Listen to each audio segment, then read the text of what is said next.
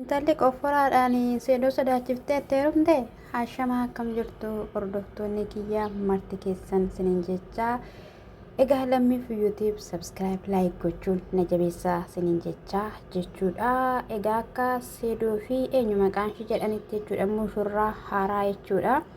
Egaa jireenya seedoo kana jaartiin ajii ishiin hidhamte suni akka itti dhaadattee jireenya isaa nan balleessaa bara jiraatu guutuu rakkachaa akka inni jiraatu nan godha akkuma jette jechuudha. Kanii jireenya seedoo kana keessatti mul'achaa fi argamaa jiru nama fuulduratti fudhatamallee akka hin qabaanneef jechuudha dhugaa dubbachuudhaaf. Egaa viidiyoo xiqqoo argineetu turre jechuudha. Haala sanadhaa yeroo isaanii doorsisanii jechuudha. Qofforaadha ta'uu qottoodha ta'uu baatanii jechuudha. Akka biyya isaaniitti akka biyya keenyatti qottoodha suni gasoo sattiin jedhamsattiin qolafa qofforanidha gaa'ii. Ishinis immoo maaliif kan hundumayyuu narratti taasiste jennaanii waan asi jaaladhuu fi waan asi jaaladhu qofadha jetteeni jechuudha. Egaa jalqaba irratti jechuudha ilmi dhiiraa tokko dubartii jala yeroo kaatutti jechuudha yookiin immoo yeroo deemutti jechuudha rakkoon akkanaa akka dhufu hubachuu fi beekuun dirqama ta'a jechuudha. Na baay'ee ulfaata jechuudha.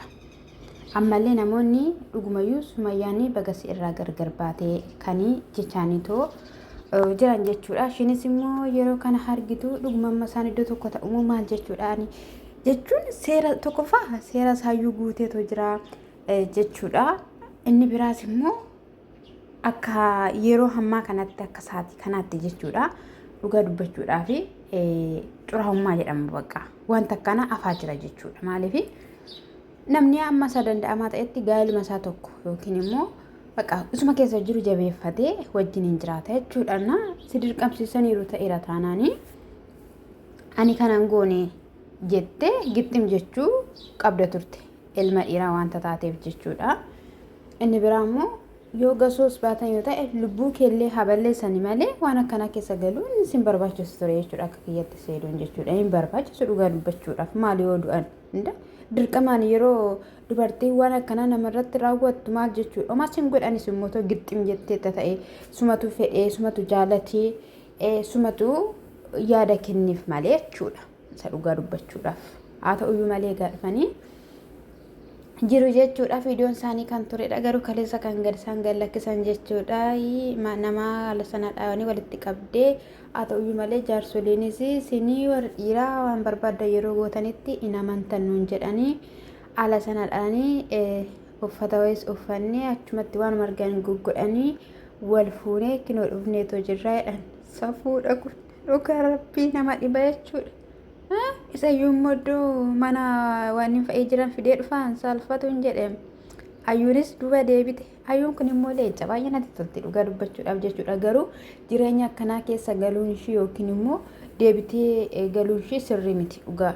Maaliif baateetti bakka of dandeessee yookiin immoo dhaabbatteetti jabaatteeti allumatti waan hundumayyuu ilaaluu qabdi malee wanticha sana keessatti deebi'uun qabdu turte jechuudha. Na garuu gochaan ishii fi jabinni ishii baay'ee nama dinqisiisa jechuudha. Sanarraadhaan kan ka'e egaa bakka fidee dhufee yeroo inni fidee dhufutti saayinsii balbalaan koo ka'anii ola seenanii haa fidee dhufte maali jedhaniini ani kanan dhufee fi hawwii dhiifama si gaafachuufan dhufee kan inni jedheen jechuudha. Antala anis immoo jalqabumatti iyyuu ani yoon si jaallachuu baadhee wennaan ani si jaallannaan iyyuu ni gahaa ani si jaalladheera taanaan jennaan bakka ani fedhii siif hin qabu taanaan achi garagaleen sirraa bula taanaan maal taanaan jennaani haa ta'u ani si jaalladheera. Ammayyuu ati duubatti deebi'uu barbaadda jetteen jechuudha. Ammas fiduudhaaf jechuudha. Adaamaa qottoo fidamu. Dhugaa rabbii nama dhibu rabbii. Achi immoo dhiifama keen barbaadu ishii iddoo fidetti deebisee nama mana kireessaaf jenna uummanni ati kireessuuf hin jiru. Ani carqii koo fudhadheen nan bahaa yeroo barbaaddetti yeroo sii ta'etti na barbaadda akkanii hawwiin jetteen jechuudha. Maal immoo dubartoonni seedoon fuudhu hundi isaaniiyyuu jechuudha kan gadi jedhamanii fi ajajamanii fi jiraatan tokkoyyuu hin jiran jechuudha. Tokko gubbaadhuma irratti bahuu barbaadu jechuudha. Maa jechuudha? Haala sirrii miti wanta akkanaa. Achi kaa bakka nan baay'inaan carqii kee fidadhuti kottu naamna jettee ayyuuni ati eenyudha situ doorsisee fuudhee ennaan eeyyuu jetteeni meeruun irratti taasikanaan ana hojjaadhaan sinatti agarsiisedhaan kottu hojiidhaan natti agarsiisi kaa'etteeni achi booddee shimala butatte jechuudha akka warra salaaleetti shimalaan goguudha taayyoon ishee maal gochaa jirtaa nama viidiyoo waraabaan jira waan ta'eef waan hin taane naasayiinii minaafnaa jedheen jechuudha seedoon jechuudha ara ajaa'iba kun ajaa'iban jedham ajaa'iba ittiin marfamennaan kuma amma baqqaa jechuun Sumayyaa nama viidiyoon hojjetti man istire kanarratti isheen laallaqaa isiin jedha bichaa garbachuuf nama dabbara garummoo isheen amma wajjin bultanii dhuftanii ree minaa gaafa isheen jettuun eeyyennaan argitu waziisaa jette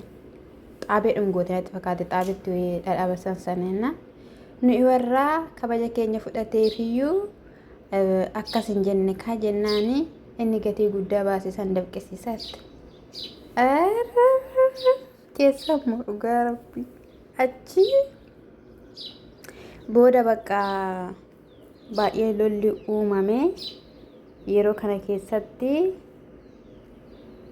dhaqanii suufii fidanii beelloo fidanii jechuudha fidatanii too dhufanii sekkere jechuun hin bittamu hin kireessitan garuu yoo kireessitan rakkisaadha yoo bittan maa miti maa gochuun hin danda'amu namni tokko sitti hin dubbatiin haadha seedooni itti waciina waan gaafachuu qabdan seeraan tasgabbiidhaan jedhee achi booddee bakka kaakiloosa kanaadhaan jettee hawwishaanii qilqil jetti yoo ishiinis dhaxxee fiddee kirbitii isaanii fidatanii carannaatti godhan badala qoy mukaan fidee ittiin ol qabaa jettee hawwiin jechuudha yeroo kanatti hin guggubanii hin gubina otuma ishiin jettuun isaan gubanii deebitee gaafa seedoo waamtee dhuftu carqiin gubatee bishaan barbaadee bishaan itti naqee eenyu gadi baase jennaan ishii kana gadi baasee jennaan hawwii moo jennaan eeyyuu kan ishiin jetteen jechuudha achi booddee jechuudha dhiitee hayyuun daftee balbala bantee achi booddee balbala gadi yaa'anis nin jechuun jaaladha akkasitti xabbas godhanii jechuudha intalloo maali haa ta'u ija baaste dhugaa dubbachuudhaaf kuni maqaadha sanyii dhumkeetiif iyyuu zariidhuma keetiif jechuudha waan hin bareen maa hojjetta waan hin taane maa hojjetta jechuun intaa akkasitti hin jaalalli anaaf naaf hin ta'u jaalalli doorsisa baasawee jaalalli lolaa jaalalli sodaansisaadhaan namatti seenan namni sun illiina isaa keessa sana jira waanta ta'eef yoomiyyuu jaalala naa kenne yookiin immoo nagaa naa kenne na gammachiisuu hin danda'u maaliif jennaan ammatti meera seedoon sodaadha wajjin jiraachaa jira malee ishii jaalatee miti jechuudha dhugaa dubbachuudhaaf garuu gidduu kana keessatti ijoollee Sumayyaa sanatu na gaddisiisan yeroo tokko ijoolleen sababuma gurguddoonni fidaniin bakka jaalala dhabdee guddattee jechuudha baazawee isheen illee aarsaa kaffalaafii jirti